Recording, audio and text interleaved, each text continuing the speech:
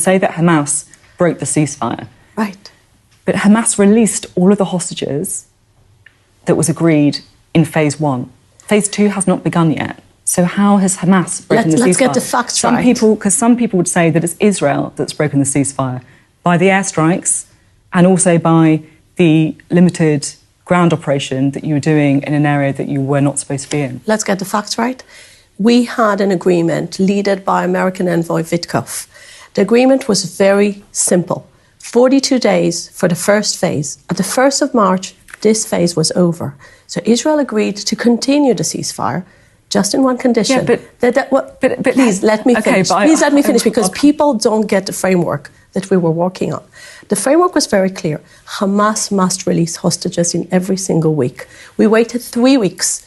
We waited 3 weeks with no hostages being released. Do you expect Israel to sit and do nothing when 59 people from our people are dying there in the tunnels? Do you expect Israel to do nothing? That's absolutely not. Thank you.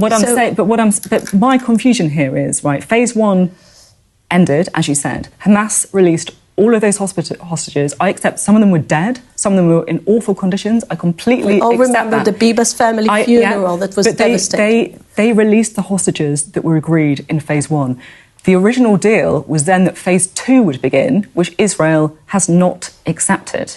Israel wants to continue with phase 1. So some would say that you have renegade on the original deal, that it was Israel who's renegade on that original deal and not Hamas. Sophie, as I said again, Israel wanted to do a long ceasefire just for one reason.